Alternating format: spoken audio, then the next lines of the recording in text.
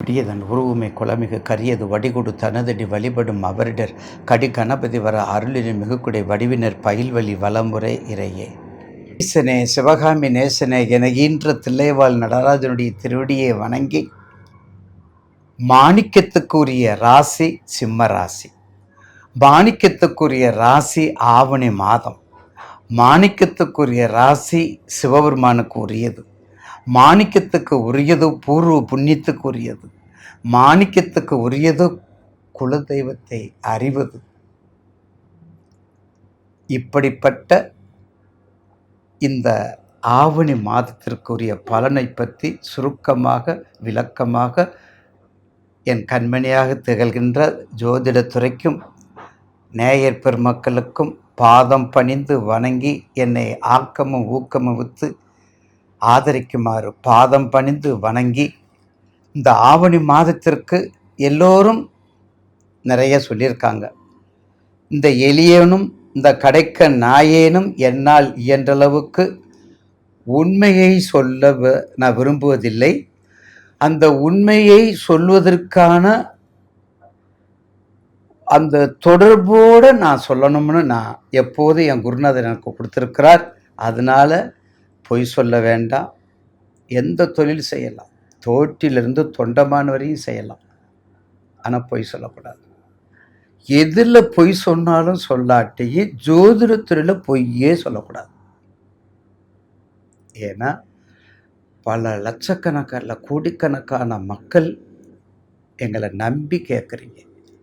உள்ளதை உள்ளபடி சொல்லணும். கொஞ்சம் கடுமையாக இருந்தால் இலைமறை காயாக சொல்லணும். அதனால தான் எனக்கு முழு ஆதரவு கொடுக்குறீங்க.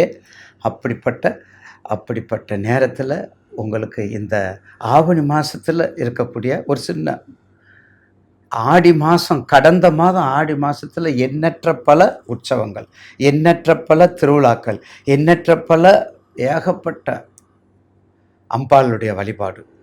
இந்த ஆவணி மாதம் ஐயனுக்குரிய வழிபாடு. அதனால தான் அந்த மாணிக்கத்துக்குரிய அந்த திருவடியை பற்றி உங்களுக்கு பாடினேன். அடுத்து நாம் காண இருப்பது ரிஷபராசி. அதாவது ரிஷபம் வெற்றியை தடுப்பது பயந்தாங்க, தோல்வியை கொடுப்பதும் பயந்தான். வெற்றியை தடுப்பதும் பயந்தான், தோல்வியை கொடுப்பதும் பயந்தான். அப்போ என்ன ஜெயத்துக்கு என்ன வழி? நம்பிக்கை. அப்போ ஜெயத்துக்கு என்ன வழின்னு நம்பிக்கை தான். நம்பிக்கை தான் வேணும். நீ எத்தனை செல்வாக்கு போனாலும் சரி, எத்தனை கோயிலுக்கு போனாலும் சரி, நம்பிக்கையோடு போனால் தான் அது தெளிவு வரும். நம்பிக்கை இல்லாமல் நீங்கள் எத்தனை ஏறி படி ஏறி இறங்கினாலும் அது வராது.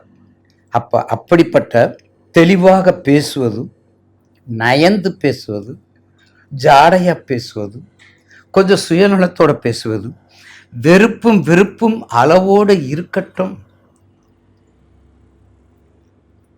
வேண்டா, அவன் பேசுனா நீ பேசணுமா?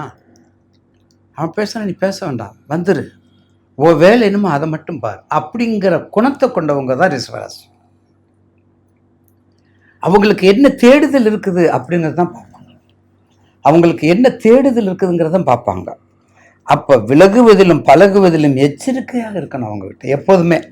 இந்த ரிஷபத்துக்கிட்ட மட்டும் எப்போதுமே விலகுவதும் பழகுவதும் ரொம்ப கவனமாக இருக்கணும். அந்த உணவோடு இருக்கக்கூடிய ரிஷபராசி நேயர்களுக்கு இந்த மாதம், இந்த ஆவணி மாதம் ரொம்ப கவனமாக இருக்கணும். ஏன், ஏற்கனவே நல்லவங்கள்லாம் கெட்டவங்க, கெட்டவங்கலாம் நல்லவங்க. அப்போ ரிஷபத்துக்கு அதிகாரி சுக்கிரன் நீச்சம். உங்கள் ராசிக்கு 4 இப்போ நமக்கு மாசப்பிறப்பு நடக்குது. அப்போ சூரியன் இருக்கார், கேதும் சேர்ந்து இருக்கார். அப்போ ராசிநாதன் இருக்கார், மாணிக்கத்துக்குரியவர் அங்கே இருக்கார், மரகத்துக்குரியவர் அங்கே இருக்கார், தேவாதி தேவதைக்கெல்லாம் உரியவர் அங்கே இருக்கார். அப்படி இருக்கும்போது உங்களுக்கு என்ன கவலை? ஒன்றும் பயப்பட வேண்டாம். உங்களுக்கு இப்போ உங்களுடைய ராசிக்கு குரு எங்கே இருக்காரு பாருங்க.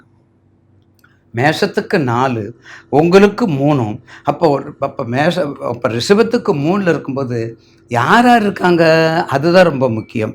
அந்த 2க்குரிய புதனும், நல்லா கேட்டுக்கங்க, 3க்குரிய குரு, அதை 3க்குரிய வீடு சந்திர வீட்டில் 2க்குரிய புதனும் 8க்கும் 11க்குரியவர் யார்? குரு உச்சம் பெற்றிருக்காரு. அப்போ குருவும் புதனும் சேர்ந்து இருக்காங்க. என்றைக்குமே குருவும் புதனும் வந்து ஏற்கனவே நிறைய பதிவு பண்ணியிருக்கிறோம். நம்ம எல்லா நேயர்களுக்குமே தெரியும், மனப்பாடம் ஆயிடுச்சு சொல்லுவாங்க. நீங்கள் ஒருத்தர் தான் குருஜி இப்பெல்லாம் சொல்கிறீங்க அப்படின்னு சொல்லி. குருவும் புதனும் வில்லாதி வில்லன் தான். குருவும் புதனும் வந்து விடாக்கண்டம் குடாக்கண்டம் தான். ஆனால் சுபக்கிரகம், அதை நீங்கள் யோசிக்கணும். அவங்க ரெண்டு பேரும் சுபக்கிரகம். அப்போ சுபக்கிரகமாக இருக்கும்போது அந்த சுபக்கிரகத்துக்குரிய ப்ரிடிக்ஷனை கொடுத்து தான் ஆகணும். சுபக்கிரகமாக இருக்கும்போது நல்ல தசை நல்ல புத்தி நடக்கும்போது அவங்களுக்கு நல்லது தான் கொடுக்கணும். இல்லைன்னா ஜோதிடங்கிறது இல்லை. ஒரு வேளைக்கு மறைவாக இருந்தால் 6-8 பண்டில் போய் மறைஞ்சிருந்தா வேலை பாதிப்பு வருமே ஒழிய. ஆனால் கண்டிப்பாக 3ஆம் பாவத்தில் வெற்றிக்குரிய ஸ்தானம், விவேகத்துக்குரிய ஸ்தானம், சக்திக்குரிய ஸ்தானம், முயற்சிக்குரிய ஸ்தானம், பார்த்தீங்களா, குறுகிய பயணத்துக்குரிய ஸ்தானம், அப்படிப்பட்ட ஸ்தானத்தில் இருக்காங்க, கடகத்தில் இருக்காங்க குருவும் புதனும். அதனால் எல்லா முயற்சியும் வெற்றியை கொடுக்கும். கொஞ்சம் நயந்து, கொஞ்சம் பயந்து, கொஞ்சம் சிக்கனமாக, ஆல்ரெடி நீங்கள் ரிஷபம் வந்து சிக்கனமாக தான் இருப்பீங்க. அப்படி இருந்து கொண்டால் ஒரு மிகப்பெரிய பலனை இந்த மாதம் நீங்கள் ஏற்படுத்தி கொள்ளலாம். கண்டிப்பாக ஸ்வீட்டானாலும் சரி, மீடியாக்கள், டெக்ஸ்டைல்ஸு, பெண்கள் சம்பந்தப்பட்ட அனைத்து தொழிலும், அதே மாதிரி உங்களுக்கு ஸ்வீட்ஸு, பேக்கரி, வெளிநாடு, உள்நாடு, பார்த்திங்களா, வெளிநாடு, உள்நாடு, அதே மாதிரி உங்களுக்கு கார், அதாவது அழகான கார், சாதாரண கார் இல்லை, அழகான ஹோண்டாயா என்னமோ பிஎம்டபிள்யூன்னு சொல்கிறோம்ல, அந்த மாதிரி ஆடினா நீங்கள் ஞாபகம் இருக்கும், ஆடி காரு, இந்த மாதிரி அழகான ஷோரூம், அழகான அழகான அந்த கண்ணாடியெல்லாம் இருக்கும் பார்த்தீங்களா, அந்த அதுக்கு பேர் தெரியல, கண்ணாடியெல்லாம் இருக்கும் அழகா. அதாவது குறிப்பாக அழகு சம்பந்தப்பட்டதுக்கு முழு அதிகாரி, அழகு சம்பந்தப்பட்டதற்கு முழு அதிகாரம், அழகு சம்பந்தப்பட்டதுக்கு மேனேஜிங் டைரக்டர், மிகப்பெரிய நிறுவனர் நீங்கள் தான். தயவு செய்து சுக்கிர திசையில் சூரிய புத்தி வராமல் பார்த்துக்கோங்க. சூரிய திசையில் சுக்கிர புத்தி மட்டும், ரிஷபராசிக்கு சுக்கிர திசையில் சூரிய புத்தியோ, சூரிய திசையில் சுக்கிர புத்தி மட்டும் வராமல் பார்த்துக்கோங்க. அதை பார்த்துக்கிட்டிங்கன்னா, ஏன்னா அவன் வந்து சத்துரு உங்களுக்கு. சரம் ஸ்திர ராசிக்கு உரியவன். அதை மட்டும் நீங்கள் பார்த்துக்கிட்டிங்கன்னா வெற்றி மேல் வெற்றி உண்டாகும் என்பதில் உங்களுக்கு மாற்று கருத்து இல்லை. அப்படிப்பட்ட நேரத்தில் நிச்சயமாக ரிஷபராசிக்கு இந்த மாதம் மதிப்பீட்டில் நிச்சயமாக உங்கள் ராசிநாதன் நீச்சம்னு பயப்படாதீங்க. ஏன்னா அவர் நீச்சமாக இருந்தாலும் உங்களுடைய ரெண்டில் பாருங்கள், தனகாரன செவ்வாய் இருக்கார், 12க்குரியவர் 2ல் இருக்கார். அப்போ வெளிநாட்டுக்கு போகிறதுக்கான வாய்ப்புகள் நிறையவே கிடைக்கும் உங்களுக்கு. இல்லை சுவாமிஜி நான் பாஸ்போர்ட்டே எடுக்கலை அப்படின்னு மட்டும் சொல்லிடாதீங்க. பாஸ்போர்ட் எடுங்க, வெளிநாடு போங்க, உள்நாடு போங்க. ஹை சொசைட்டி ஆஃப் தி எல்லா work, high society of the work எல்லா ஒர்க்கும் நீங்கள் பண்ணுங்க. ஹை சொசைட்டி ஒர்க் எல்லாம் பண்ணுங்க, வெற்றி மேல் வெற்றி உண்டாகும்.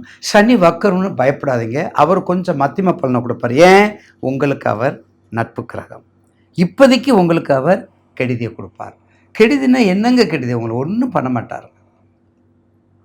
20 தடவை நடக்க போகிறத 5 தடவை நடக்க போகிறத 5 தடவை நடந்து ஒரு இடத்துல நீங்கள் ஒரு தொழில் பண்ணால் அது ஒரு 10 தடவை நடக்க வைப்பார். அவ்வளோதான் செய்வார். ஏன்னா ரிஷபராசிக்கு அதிமேதாதிபதி, ரிஷபராசிக்கு மிக உயர்ந்த பிளானட் யாருன்னா சனீஸ்வரர். அதை மட்டும் நீங்கள் மறந்துடாதீங்க. 9 நவக்கிரகத்தில் ரிஷபத்துக்கு உச்சத்தை கொடுக்கக்கூடியவர், அதிகாரத்தை கொடுக்கக்கூடியவர், மிகப்பெரிய பலனை கொடுக்கக்கூடியவர் சனீஸ்வரர். அப்போ சனீஸ்வரர் உங்களை கெடுக்க மாட்டார். 5 தடவை இப்போ வக்கரத்தில் இருக்கிறதுனால அந்த குணத்து தர்மர் இல்லையா, நீதி தேவதை இல்லையா, அப்போ அதுக்குரிய மத்தியம பலனை கொடுப்பார். அப்போ என்ன வழிபாடு? சனீஸ்வர வழிபாடு. கண்டிப்பாக ரிஷபராசிக்கு இப்போதைக்கு நீங்கள் சனீஸ்வர வழிபாடு பண்ணுங்கள், குலதெய்வ வழிபாடு பண்ணுங்கள், உங்களுக்கு எங்கே இஷ்ட தெய்வம் இருக்குதோ அதை பண்ணுங்கள், யோக நரசிம்மரை பண்ணுங்கள், யோக நரசிம்மர் வழிபாடு பண்ணுங்கள். வெற்றி மேல் வெற்றி உண்டாகும்.